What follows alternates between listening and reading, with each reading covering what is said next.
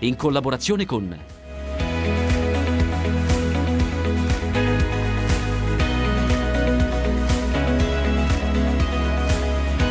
AgriBanking, il tuo partner di filiera.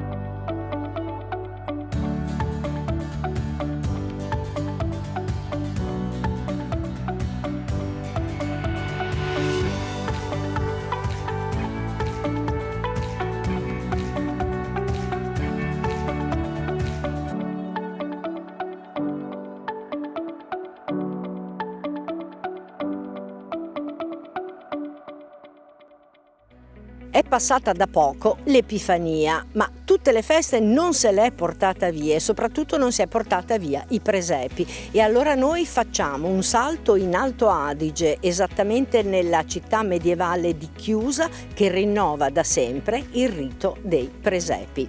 E poi facciamo tappa in Romagna, dove si rinnova la tradizione dei fuochi, il Lom a Mers. Ci facciamo raccontare le iniziative di questa edizione 2025 dall'associazione Il Lavoro dei Contadini.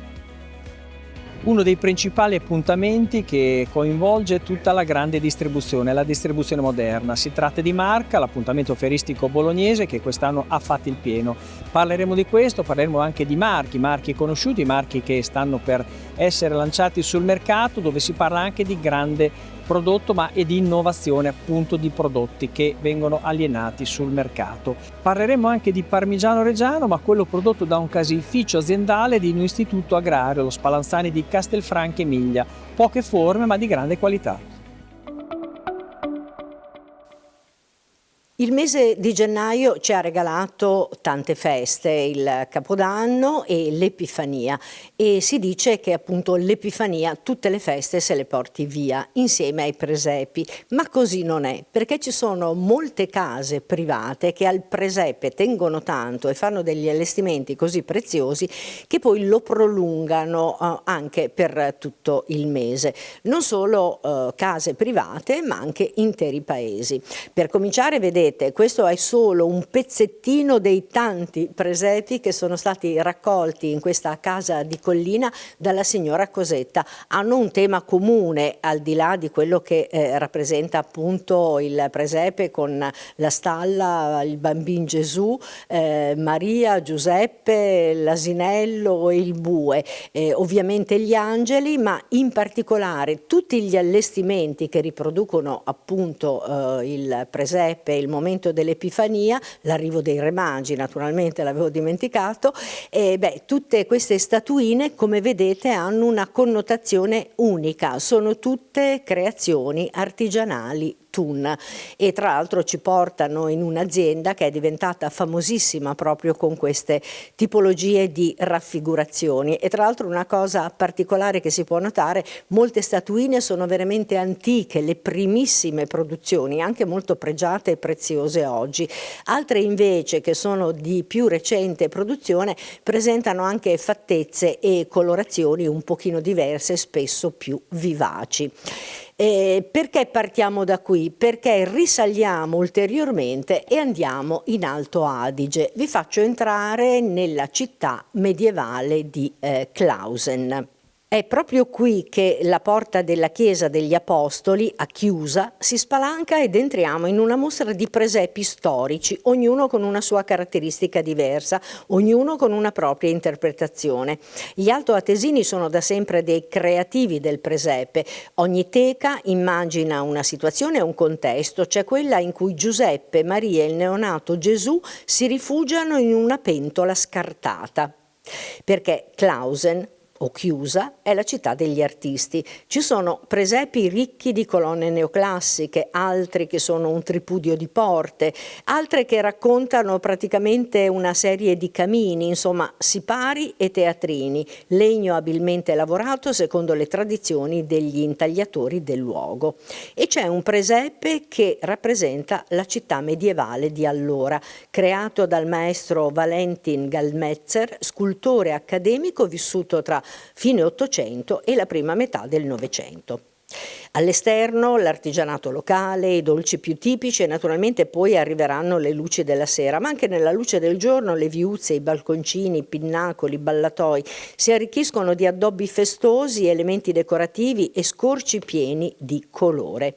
Chiusa, in tedesco Klausen e in ladino Cluses, è un comune di 5.000 abitanti lungo il corso del fiume Isarco e storicamente è cittadina doganale. Può vantare il titolo di città insieme ad altri 7 comuni dell'Alto Adige. Si trova ad una trentina di chilometri a nord di Bolzano e una decina a sud di Bressanone, esattamente sotto la rocca e il monastero di Sabiona.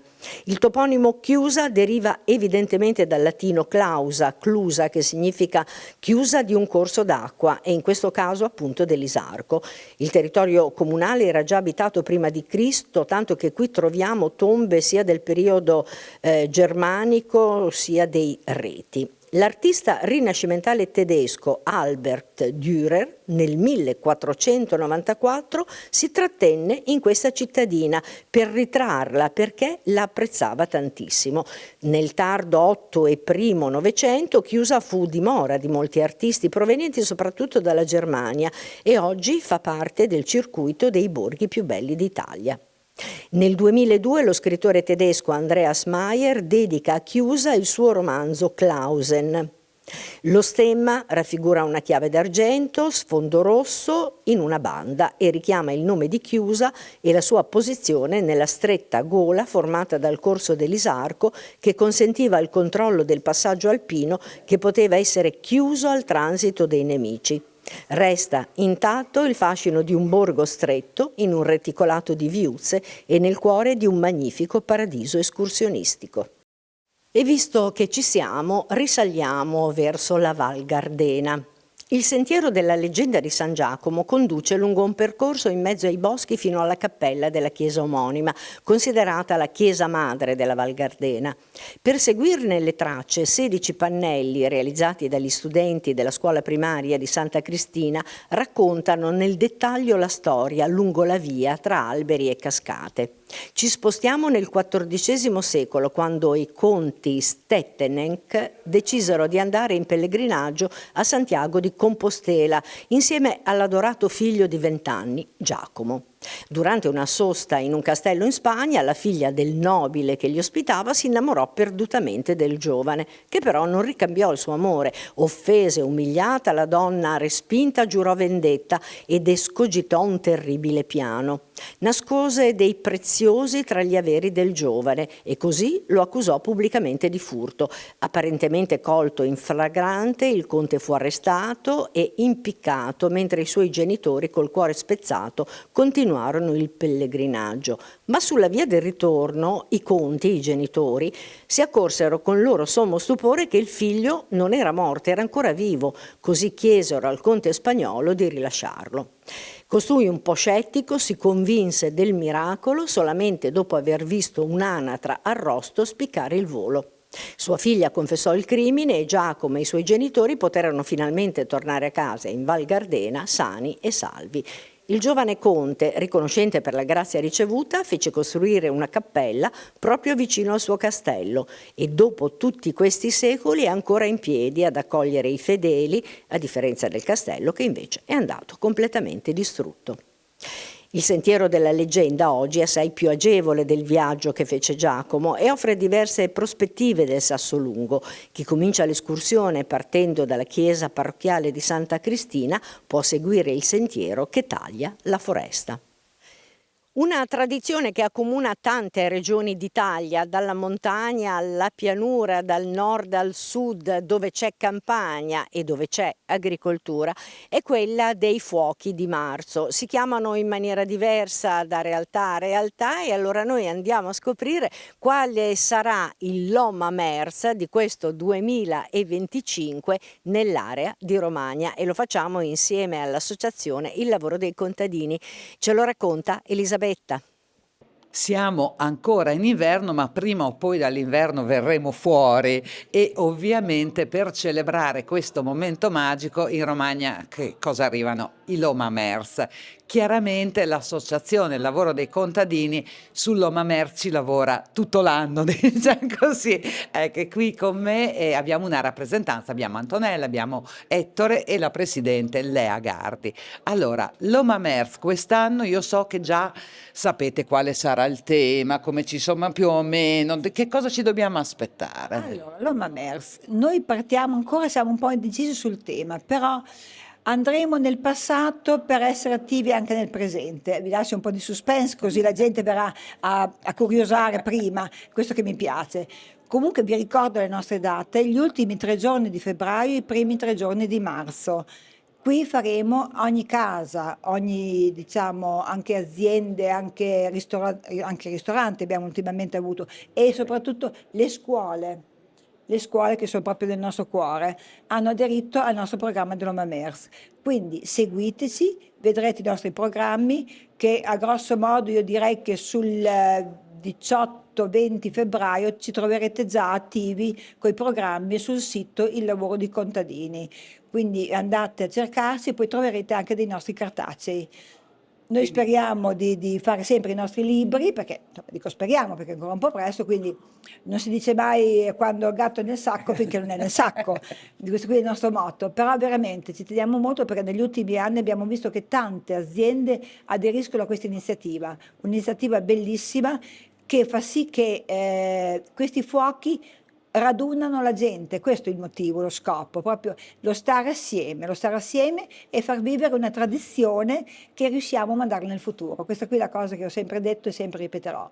Ecco, mandarla nel futuro, tra l'altro se le scuole hanno partecipato, anche questo è un bel segnale, perché per andare nel futuro bisogna partire da lì, bisogna partire dai piccolini. Dai piccoli, hai proprio ragione. E guarda, ho visto negli ultimi anni la gioia di questi bambini a girare attorno al fuoco, cantare delle canzoni, mettere i pensieri negativi per farli bruciare, per buttarli nel fuoco, e questo qui è bellissimo, perché così questo evento i bambini se lo memorizzano e non lo dimenticheranno mai.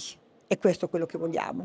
Esatto, e poi comunque è un momento magico, quello dei Loma Mers, è un momento sempre di festa, di convivialità intorno al fuoco e anche appunto bruciamo quelli che sono i pensieri cattivi che ne abbiamo tanti purtroppo e cerchiamo di leggere nel fumo, nelle faville, quello che sarà il buon segno, perché è questo il segnale che era poi anche il segnale storico dei Loma Mers. Sì, esatto, un vecchio rito pagano che voleva far sì di scacciare i demoni del freddo, della tempesta, perché l'uomo ha bisogno di credere in qualche cosa, di qualcosa di positivo, perché solo il positivo ti manda avanti, il negativo ti fa fermare, quindi noi vogliamo andare avanti. Bene, allora tanta luce, tanti fuochi. Per sapere le date precise, ovviamente visitate il sito dell'associazione Il Lavoro dei Contadini.